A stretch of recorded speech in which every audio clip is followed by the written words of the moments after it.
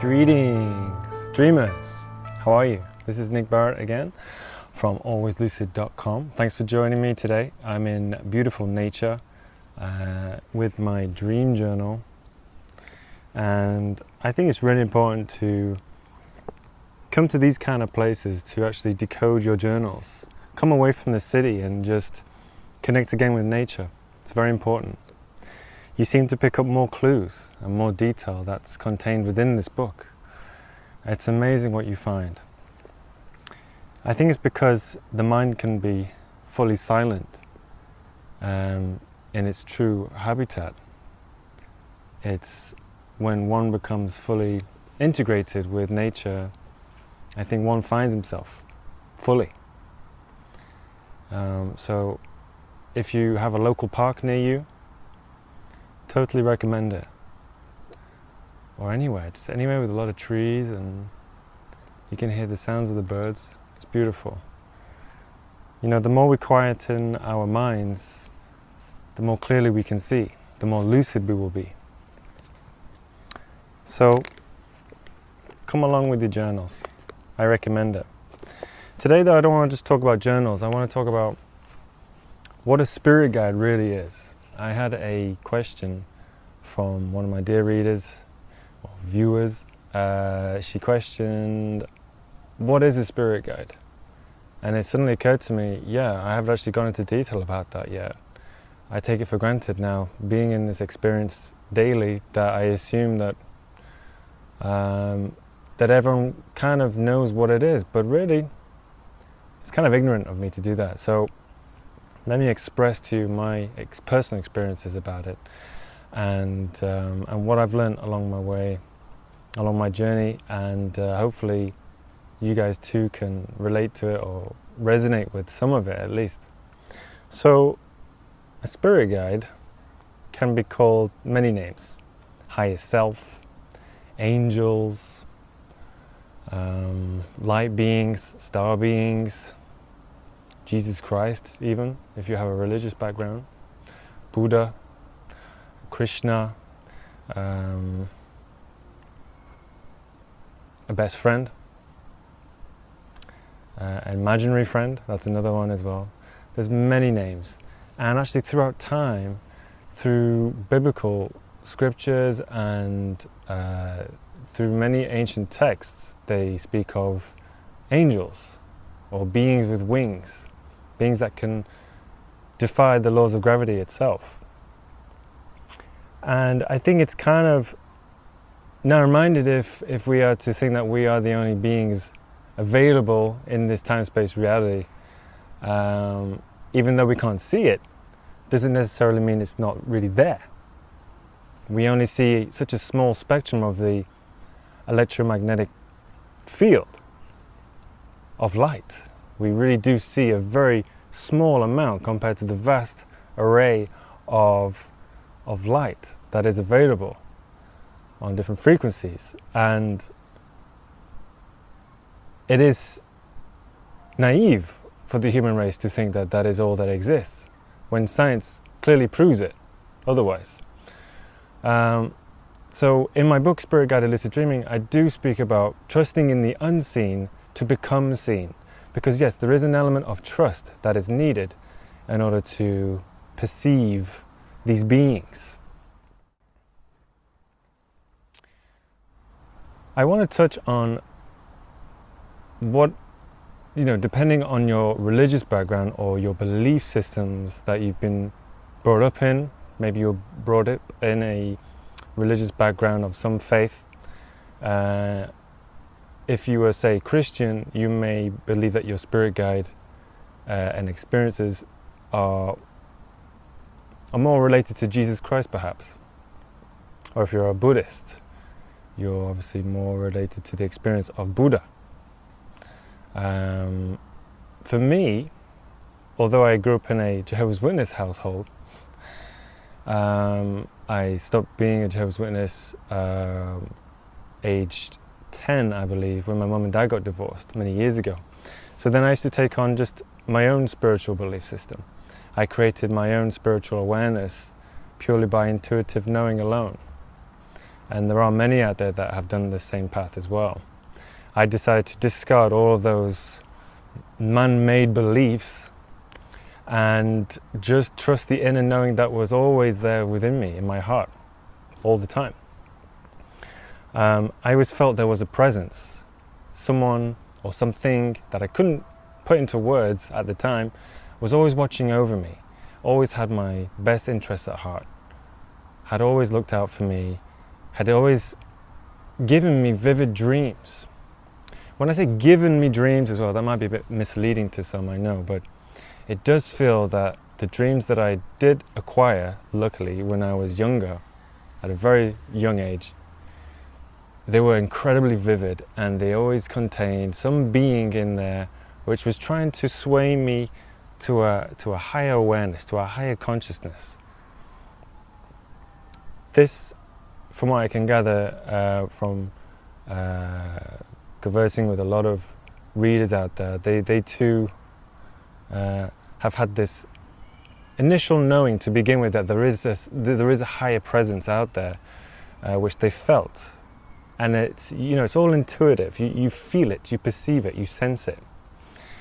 Now, if you're one of those that feels that maybe this all sounds a bit too far-fetched, it's a possible outcome. Your logical mind or your rational mind is bound to do that at first. It's bound to think, well, if I don't see it, it's not there. It's not real. Or if I can't feel it or even sense it, it's not real. But with feeling and sensing, you have to really open yourself up first for these extrasensory abilities. You need to open yourself up cognitively. And we do this first by accepting the fact that we are more than just physical beings. You have to make that little jump from physical to spiritual or to metaphysical. You need to take that leap to the understanding that there is something more than just a human condition. And then in time, when you work on your senses even more, you'll find that you'll be able to perceive a lot more different frequencies of reality. In my case, the more I worked on my lucid dreams, being consciously aware within the dream state, I began to realize that life as we know it is not what it really is. That's the beauty of lucid dreaming. It breaks down the wall between dream and wake. It's a wonderful asset to have in your life, because it brings up the idea or the notion that we are so much more than just physical body or physical matter. Quantum mechanics actually is going into this area a lot now, and that's been around for 100 years. Starting to understand that there is so much more to matter, that if you get down even smaller than the atom, there's energy there, energy that's held together from the observer's viewpoint. Please research that if you wish to know more. But this is not about that. This is about spirit guides and how they can benefit you in your life. And I don't like the word benefit, because it's like, what are the benefits of having a spirit guide? It almost sounds like it's a product, like it's a shelved carton of milk or something on a shelf in the supermarket, and it's labeled spirit guide. I don't want to say the benefits are this, this, and this in bullet form. I have a little bullet form sort of graph next to me now. I don't want to do that. What I will say though is this, that it is a higher awareness. So the question would be, what are the benefits of having a higher awareness? Well, you can only answer that if you've experienced a higher awareness. I cannot sit here and say, this is what it can do for you. That's, you can perceive it like this, you can perceive it like that. You have to experience the fact that you have this now, this higher awareness that you can perceive all these different energies. You have to feel it. It's a feeling. This is what I'm trying to get at. This is way beyond the intellectual mind, the rational mind, the one that always wants to analyze, calculate, put everything into a time frame and time scale. It's beyond time and space. It's a feeling you get. And I've come to know this in my experience, personally speaking, through conversing with a spirit guide within the conscious dream state that I find myself in. And it's bit by bit I've been taking off the layers of the illusory world we call Earth, or physical Earth. It's a very small part of what reality really is. All you got to do is just open your eyes and just look around and just home in on your inner world to then create your outer world.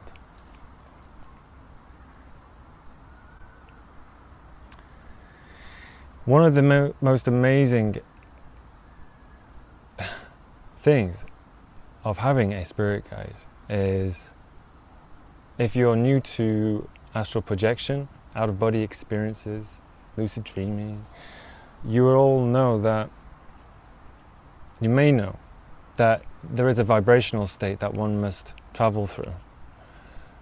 There is a thing called sleep paralysis, when your body falls asleep but your mind is awake, and you feel these odd alien sensations for the first time. And it can all be a bit scary and a bit strange because it's unknown, and there may be a few entities that turn up in your bedroom all of a sudden that you're not too sure about. This happens time and time again because this is the rational mind trying to make sense of something that it can't understand in the first place. So it relates it to something that it can comprehend. And because it's unknown, of course, as humans, we fear the unknown.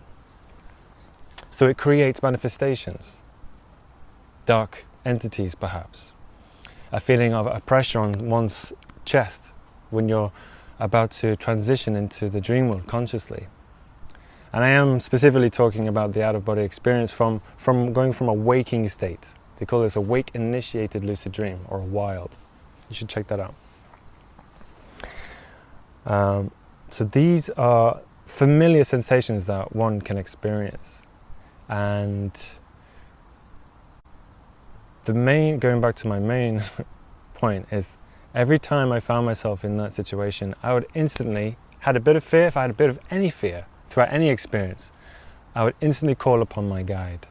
And lo and behold, this unknown energy that came from somewhere, beautiful energy made of light. It can manifest in many different types of colors, but it's a feeling of pure, blissful, I've got your back, mate. I'm looking after you now. Don't worry, everything's going to be okay because you called upon me. That's the kind of feeling you get. And we all have it. You don't need to have paranormal powers to have this. It's said in many literatures of the past that each soul has 5 unique members to their soul. These 5 members, this spirit family, if you will, are coordinated to help you in your spiritual evolution. All you have to do is be open to the idea at first that it could exist. So you need to start attracting this energy, and then you need to maintain the energy by keeping the connection solid, by always going into your meditations. Just start an inner dialogue with them. Start asking questions. Are you there? Do you exist? Just start there. If you're unsure, start there. Just close your eyes, come into this space of silence, and say, are you there, spirit guide? Are you around me? Tell me. And you'll start to get feelings of something that you can't quite figure out. And this is all because at the beginning stages you're tuning in, like I said before, into a frequency which is matching up to your higher self. I'm using the term higher self because it's the easiest way I can actually express that. You may want to use a different term. But you're essentially merging with your higher self. Your frequency and their frequency is merging. But it takes time. It's like a radio signal. You need to dial into their radio waves. And telepathic communication can occur in your daytime. The more you speak to them in your inner head, in your inner dialogue as you're talking, just even when you're on the bus or when you're driving a car or anytime, just have this conversation with them. You'll find that some crazy things start to happen, but good crazy. Like you start getting messages. You'll get messages in your dreams. They'll start turning up. See, what you're doing is you're shining the beacon in a huge array of the cosmic universe, that your light is turned on and you're willing to hear them. You know, you're shining it really bright. You're doing your meditations. You're eating a very well plant-based food or whatever, or that's debatable. You don't always have to be a vegetarian to meet your spirit guides, but that's another topic within itself. But I do believe having a clean body, exercise body, attached to nature really does benefit you. Have that, it really strengthens the communication you have with your guides. And of course, writing down your dreams in your dream journal, writing down any beings that you come across, whether they are quite possibly a self-manifested being. I like to call them projections. Maybe it's from your subconscious mind, or maybe there's some other beings that you don't know quite who they are, but there's something different about them. You can't quite work out what. Maybe their eyes are more glistening. Maybe the way of talking to you is more interesting, more witty, more intellectual. I don't know. But write down all the details about those beings you meet in your dreams, because they're the ones that are trying to get you to be aware that they could be quite possibly your guide or your spirit family. And once you made that contact, like I have, anything is possible. You can go back into your lucid dream, you can summon them by shouting out a name that you may have acquired, and they will appear, and then they will take you somewhere, all protected. They will protect you no matter where you go. And that's the number one benefit, I think. I hate to say the word benefit, but it's the number one thing which really is incredible. If you do go to these outer worlds out there, you have full protection, full security right there.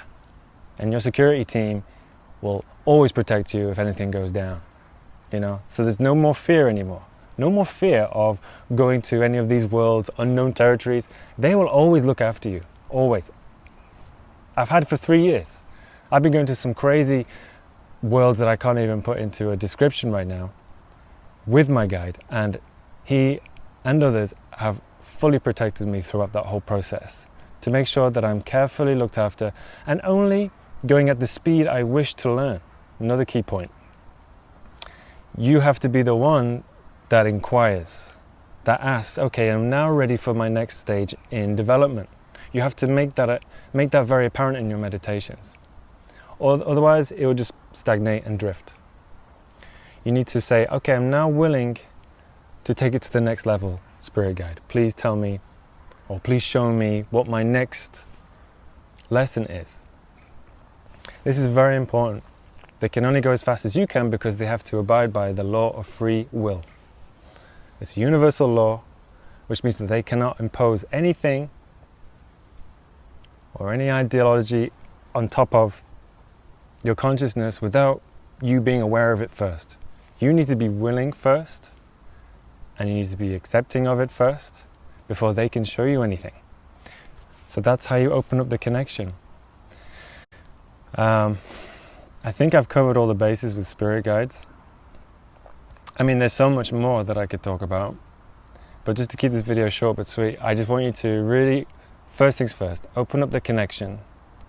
Start asking the possibility. Just open yourself up to the possibility that it could exist. Remember, trusting in the unseen to become seen. That's my message to all of you. I want to thank you all for joining me today in nature. Alwayzlucid.com. Please subscribe and please comment below. I wish you all the best in your journeys. Blessings. I love you all. Namaste.